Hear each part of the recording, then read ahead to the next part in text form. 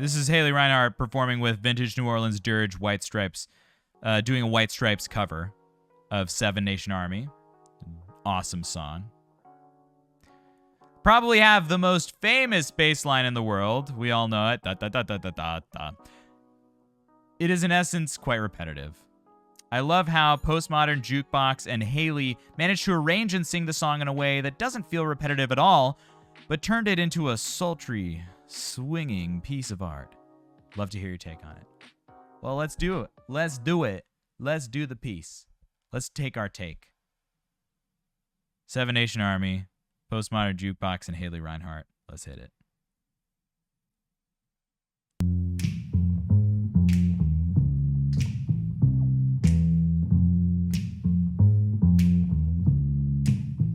I'm gonna fight 'em all. A Seven Nation Army couldn't hold me back. They're gonna rip it off,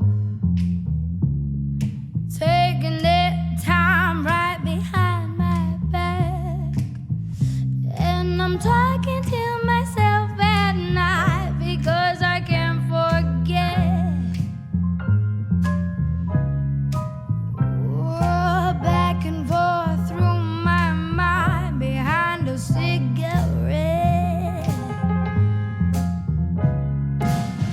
And the message coming from my eyes says leave it alone.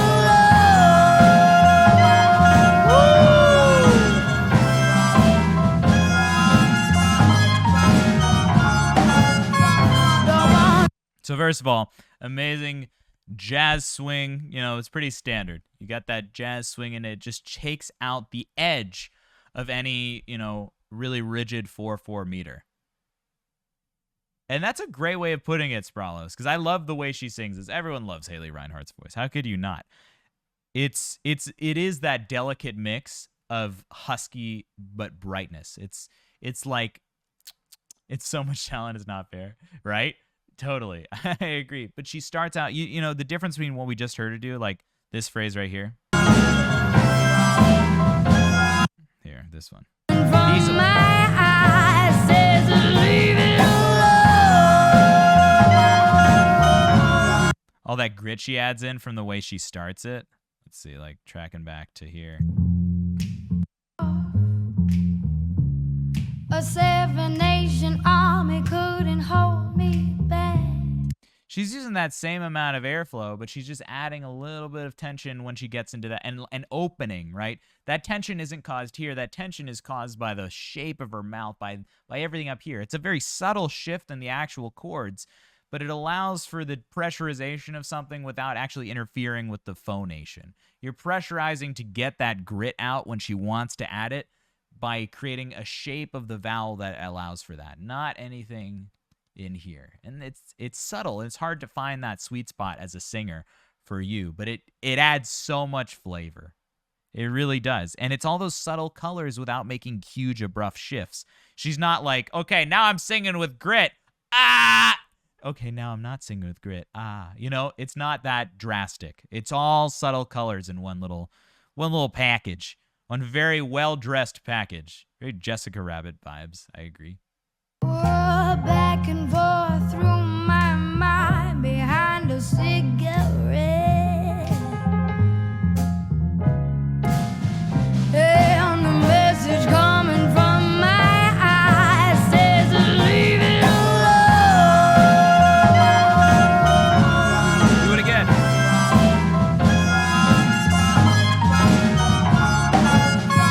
Don't wanna hear about it. Every single one's got a story to tell. Everyone knows about it. Yeah, from the Queen of England to the hounds of hell. And I catch you coming round my way. I'm gonna serve it to you. So in typical Haley Reinhart fashion, she starts adding a little bit more like zest, a little more ornamentation as she continues on with the verse. So we're getting all of these different colors here to there to there to there to there to there. And I'm starting to realize that the way that she approaches every sound is not from the perspective of, she's not trying to do everything. In fact, I think what allows her to do so many colors with her voice is the fact that she starts from like the smallest possible space. If I were to bet on her like warm-up routine or whatever that is, or the way she conceives of the sound, I would say that she starts from like the smallest conception of sound, the lightest little phonation possible, and then adds from there, instead of being like, well, if I'm going to warm up, I'm going to use the whole voice. Again, you never feel like she's using 100% of her voice. You never really feel like she's using 80 or even 60% of her voice. It's always different shades of, like, dare I say it, like a tease, right? I know this whole jazz aesthetic, this like 20s beautiful, awesome, big band vibe coming in here is sort of like very sexy and very nice, but there's an aspect of her singing itself that also embodies that, which is this fact that you never feel like she's really giving you too much. You barely feel like she's really giving you, baseline in volume and energy. But that's what's so enticing about it. Oh, Fox, did you give me bits and I missed it? Oh my gosh. I'm so sorry I missed that, but hey, have a Merry Christmas. Thank you so much for the 5,600 bits. That's huge.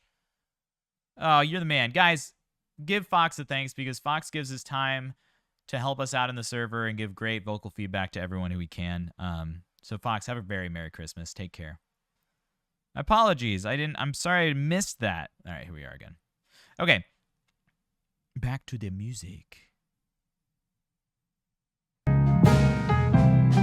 And that ain't what you wanna hear, but that's what I'll do.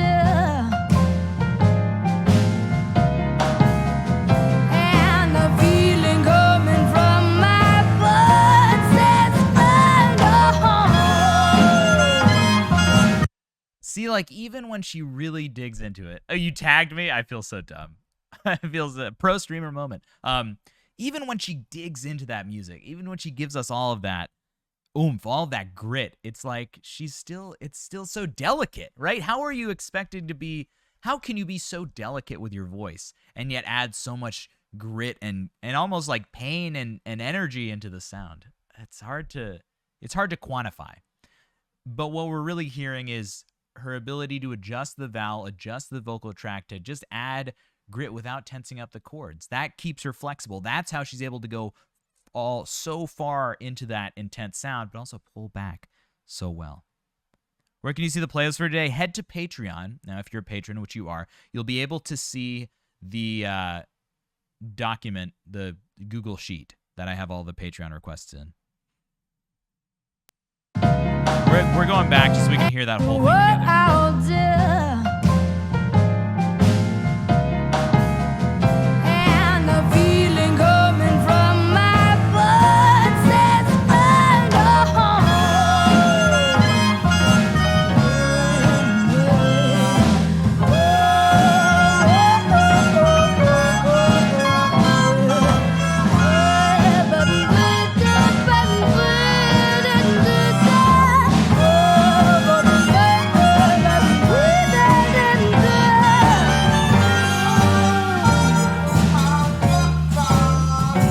Yeah, this band is rocking too. This little brass section over here, the bass player, the pianist, they're all really feeling it. What her voice kind of reminds me a little bit of Adele's, except if Adele were like, if we could say Adele is like an alto or like a true alto, then I would say that Haley Reinhart is like a true mezzo soprano. They sing, obviously, like, those classifications stand for classical singers for very specific reasons, and it is good scatting. And the way they approach this more contemporary technique, this jazzy, this kind of gritty technique, well, it might not be the most vocally healthy thing. It certainly is evocative and certainly is very expressive. But yeah, using her voice like this, it does contribute really nicely to having a rhythmic aspect when she's scatting. When you're scatting, especially, so I did a jazz concert once where I had to like learn how to scat just for this jazz concert. And the hardest thing for me was just letting go and trusting that like I could make up sounds with my voice that weren't words and didn't have to ascribe to a specific text. And the way that she lets go and just goes for it again is a testament to her instrument just being like a completely natural process, and that she's just a vessel for this music.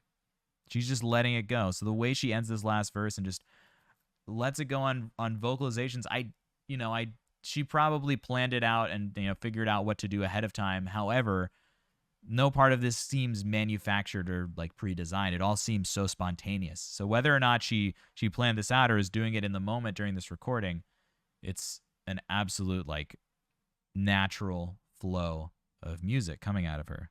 Theme of the day.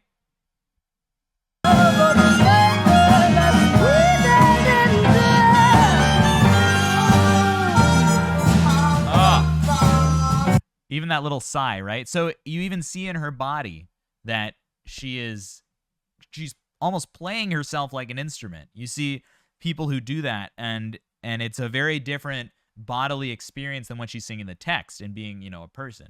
She goes, into that I'm a musical instrument mode where she is. That's what scatting is. It's the vocal representation of some of the instruments that might be in the ensemble.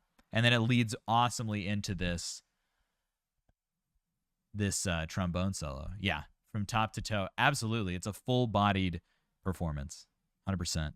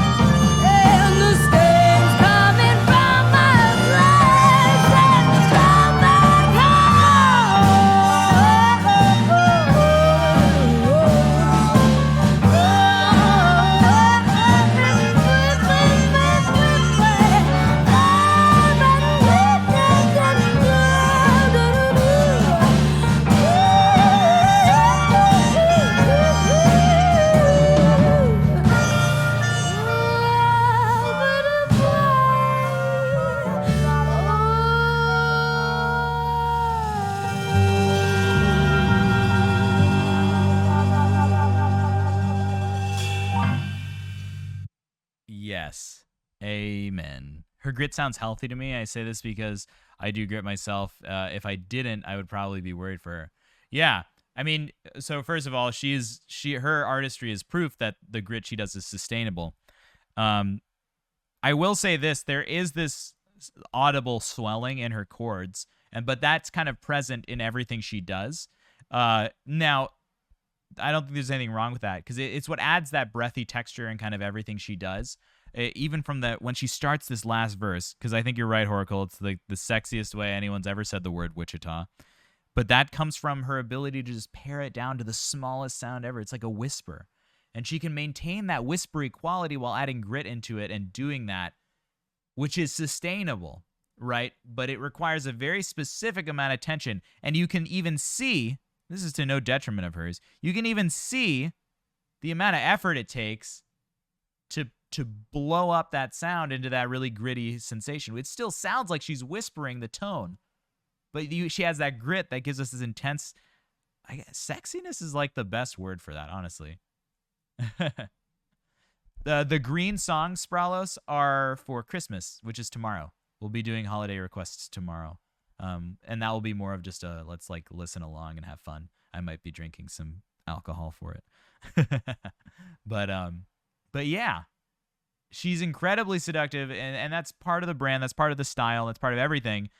but it's also adding that to songs like Seven Nation Army. Like, come on. This is a completely different song as it is. Yeah, let's do Eggnog maybe. How much of that is acting though? You know, it may look like she's tensing more than she is to make to make a show. Yeah, well that could be part of it. I don't think Yeah, so that's definitely part of it. There are plenty of singers who do it so well that they've literally been asked to make it look more difficult. But I think though that full body singing effect, like she's moving her whole body, you can see her get into it and feel the energy. You can't ignore that as a way to impact the sound. So I'm not gonna say like, oh, she could do it standing still. I think there is an incredibly genuine full bodied aspect to the way she performs, where that is part of the sound. You know, we have this idea that like good technique is done standing still. And while that's an effective tool, you know, being able to sing completely still and it felt flat all of a sudden. Yeah, because you missed that swing. That jazz swing adds so much to this song, to any song, honestly, if you do a jazz version of anything. But if you talk about good technique as being, you know, you have to stand still and make the sound without affecting the body, that's one way of doing it. But that's kind of an antiquated approach. Like, for me, that's what I get looked at for classical singing. I need to be able to stand there and act however the character needs to do, and my appearance can never be an impetuous, or can never cause the sound, right? But when you're doing contemporary singing, you're really adding personality and soul into the music because you're the one and only artist making that noise. I guess you should think of this way in classical singing. Besides the point. I think adding literal body movements into the sound is not a negative in any way whatsoever, because it adds so much to everything, including the sound and the visual performance. Every pour, and I'm bleeding, and I'm bleeding, and I'm bleeding right before my Lord. All the words are gonna be from me, and I will sing no more. And the stains coming from my legs and from my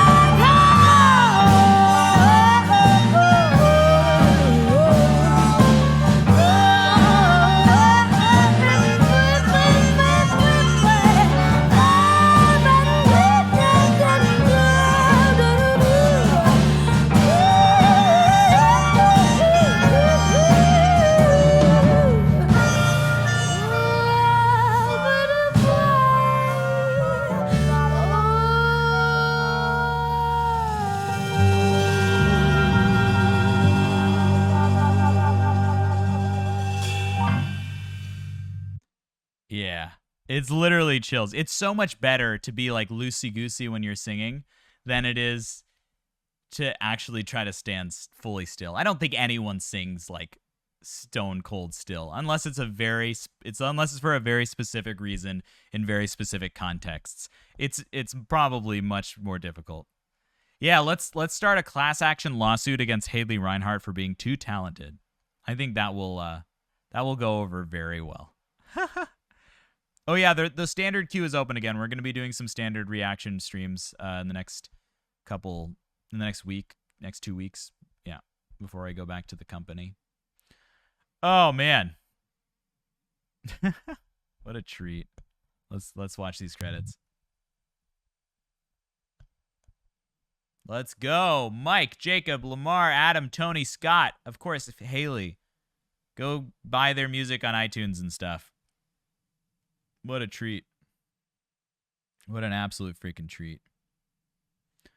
She is such a freaking powerhouse, man.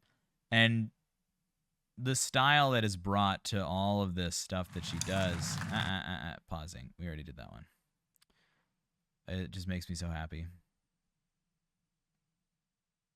Yeah, Scott does those arrangements. They're very, very impressive.